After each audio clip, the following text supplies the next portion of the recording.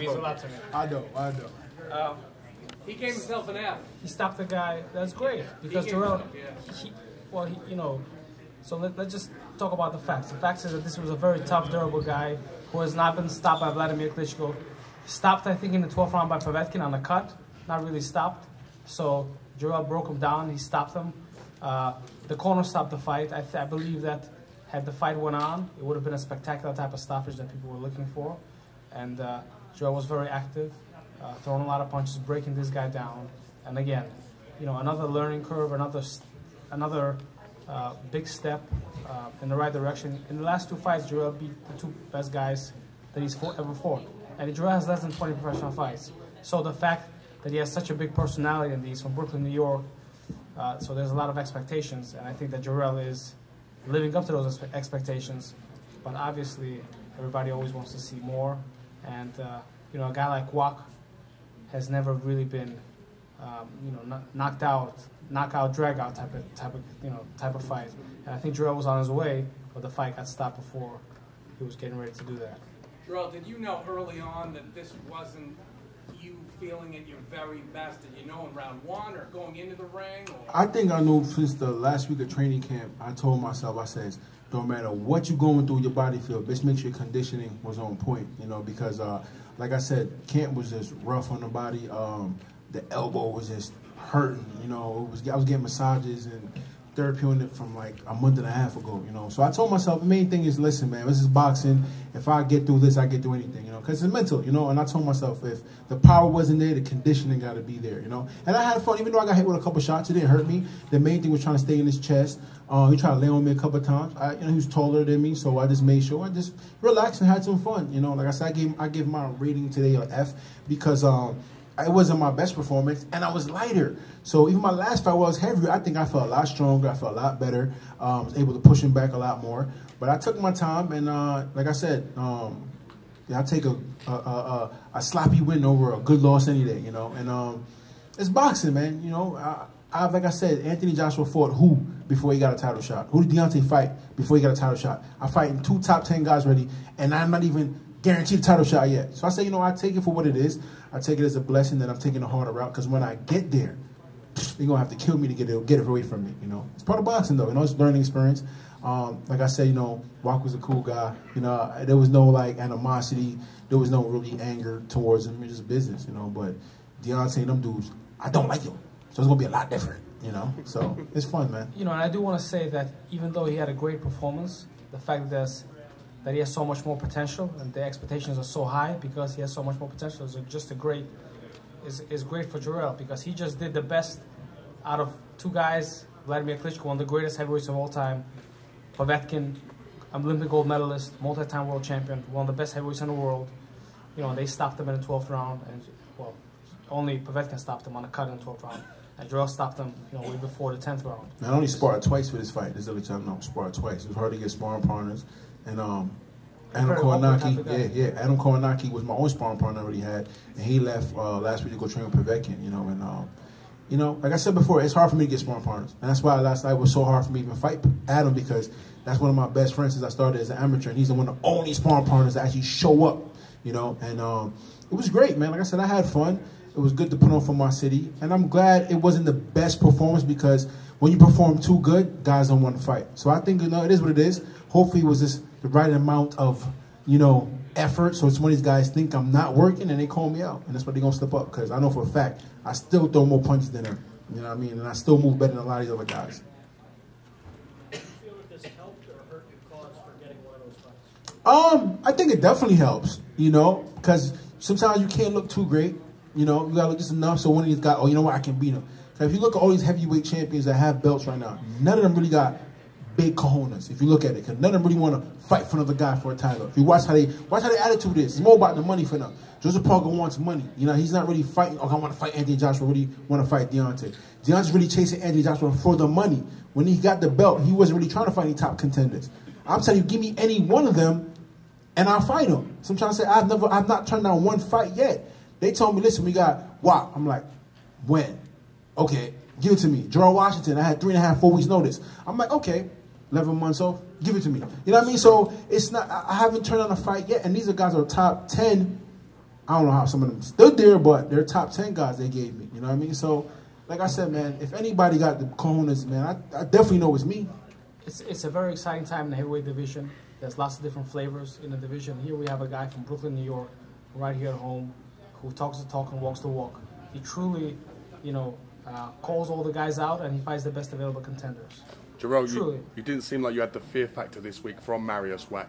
Someone like Anthony Joshua, Deontay Wilder, will you get up for that? Will you get the fear factor? Will that give us a better performance from yourself? Yeah, most definitely. I think every opponent is going to give you a certain kind of energy and a certain kind of, you know, charisma, or it's going to give you a certain kind of feel. Like I said, this fight was really about moving and trying to get the weight down and me see move around this big guy. But like I said, Anthony Joshua, I'm going to be a totally different animal because I don't like none of them. You know what I mean? So it's going to be a totally different energy, a totally different big baby. Like I said, we try to bring the weight down to kind of please you guys, the media, to kind of show them I could bring the weight down. But like I said, everybody's different. You see what I'm trying to say? A lot of you guys, but you know, I prefer big baby at 290 something. Some guys already told me that. And I said, you know what it was? I did no weight training for this fight whatsoever, no push-ups. All I did was crunches and cardio.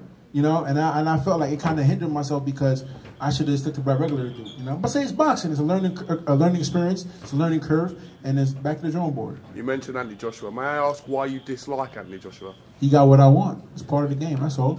I don't dislike him as a person. And I know he's put on his front as a Calvin Klein model, but hey, I'm from the streets. I'm gonna run him over. So would it be business more than personal with Joshua for yourself? Yeah, but you know, part of boxing is all mental. You know, you gotta kind of create this image about a person in order to walk through them. You know, Wack was one of those guys that didn't even speak English, so it was hard for me to even talk junk about it. It didn't make sense. You know what I mean? So I kind of went the other route because that's who I really am too. I'm a nice, loving guy, but when the switch comes on to be a killer, I'm a killer. You know. So, but like I said, I know AJ been fighting a bunch of bums, and I just can't wait to wash him up. The big story, as we know this week, has been, will it happen, Wilder, AJ? If that fight was to happen, who would you pick to be victorious? They've been asking me this a couple times. Let me think. Any damn body, because I'm a fighter. You know, some about I prefer AJ. Why? Is there more money? Is he not as powerful as Deontay? Or why Deontay's powerful is not enough money? I'm a fighter, man. I'm a warrior. I go in there with any one of them. You know what I mean? So who would you pick to win out each of those if they were to fight each other? If I take myself out of the equation, from what I've seen lately, I think Deontay. And the reason why it's a wild, crazy man. That there's a whole bunch of windmills, and if one of them clip you, get hurt. And AJ doesn't really move his head. He's really stiff. Doesn't really get low on shots. He's not a great counter puncher.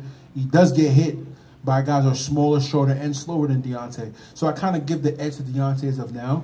But like I said, you know, Deontay is more the natural-looking guy, 220, athletic-looking dude, and AJ looked like a small bodybuilder, a shrink bodybuilder. And muscles don't help your chin. So, you know, he's been dropped and hurt in sparring and fights. Deontay has been hurt a couple times in sparring, but not in fights as we can really see, you know. So, congratulations on your win tonight. Kudos, thank you.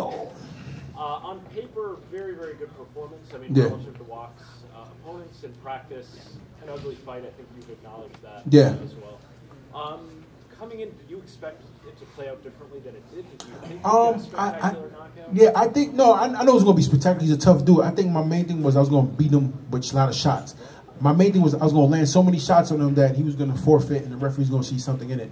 But for some reason, I didn't have that pop that I really wanted to, and my trainer said, just touch him. Just keep touching him, hit him in joints, hit him on something, just keep touching him, and eventually start to fall. And there was rounds where I was like, why I just can't let go of the shot, you know? And I was really because I didn't really want to tweak the elbow any more than what it was. So I just touched him, had some fun, and mentally I was having fun, you know? Sometimes I thought about the elbow, kind of took me out of my game plan, but the main thing is getting the win, you know? Like I said, it's part of boxing. You're going to have good days, you're going to have bad days, but I'm still fighting top 10 contenders, and I am not even a title shot yet. So it's boxing, man. Learning experience, man. Learning experience. So, next question. So, Eddie Hearn has repeatedly said that Dillian White has a date, February 3rd, O2 Arena, and he's trying to push Wilder for that fight. What would you say if Eddie Hearn offered? I take it like this. I'm gonna take myself out of it and put in a promotional point for you guys, and take myself out of the equation. Give it an unbiased look. The biggest fight right now at this point is Deontay and AJ. We all know that. Respectfully, okay, cool. They should fight. Okay, fine. The next fight on the table for me that makes any sense would be Dillian White. If Joseph Parker wants to make his TV, Joseph Parker. I mean, those two fights for me realistically that make sense for me at this point because who are they really fighting? You know, Joseph Parker fought Hughie Fury, who I know didn't deserve a title shot, but you know his promoter knows who's who and got him a title shot. You know, Dylan White is not a mandatory. I think Dylan White should come see me. I think that'd be a great fight. And then the winner of that get AJ Deontay. I think that's actually fair. Even though I already fought top 10 contenders, guys ain't fighting nobody. You know what I mean? But I said I would like that fight to happen, get it out the way, okay, and I get the winner of that, or I take Joseph Parker. But ain't nobody gonna call me out right now, man. It is what it is. I know Joseph Parker, he a punk. You know, he just came in super sloppy against Hughie Fury. I don't know what the hell he was doing in that fight. He should have stopped him, but it is what it is. Thanks, man. Dimitri, you're gonna right here, Dimitri, right here. Yes. I think Jarrell's onto something there. I think Parker seems like the next logical step. Are you gonna put out some feelers to Parker's people in New Zealand? Is it something you're gonna talk to HBO about getting a date, or what is your game plan for Mr. Jarrell Big Baby Miller? Good question, Kurt. First of all, obviously in boxing there are politics, and Parker is with a different network and a different promoter, so that fight may or may not work out.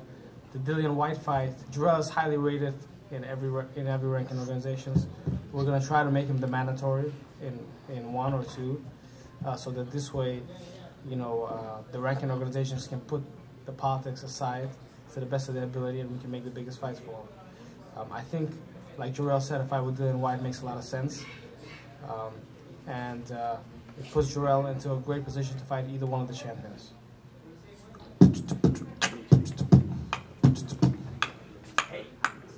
Who got my cheeseburger, man? You asked all these questions. No cheeseburger, man. What's going on, man? Good performance tonight, nephew, but like you did say, you didn't have that pop. And what would you say, what can we attribute that to? The fact that that you didn't feel that you had that pop, but you were busy. Yeah, I was busy. I think definitely overtrained the elbow. Definitely from the last fight going into this fight, you know, I didn't really take that much time off. I think the main thing right now is just focus on get it looked at, get it rehab therapy, and get it back in the right order because definitely to fight the top guys, I want to have all my tools, you know. Even though I beat up on Watt, I didn't have all my tools there. And as a fighter, you got to be realistically, you know, sometimes you have good days, you have bad nights. To me, it was definitely a bad night, but I still got the win. And to make this going back to the drawing board and fixing and tweaking what needs to be fixed, you know. And there's a lot of fighters, they want to, I deserve a shot. Like Dylan White, he deserves a shot because he beat Hellenius, but he looked like garbage. You know, our main thing is that you got to be realistically with yourself as a fighter and go back and fix those things, you know. And that's the main thing is going back to the drawing board and fix it. That sounds pretty good to me. Always remember, a bad win beats a good loss any day. Any day. Thank you. No problem, guys. Let's go. Cheeseburger.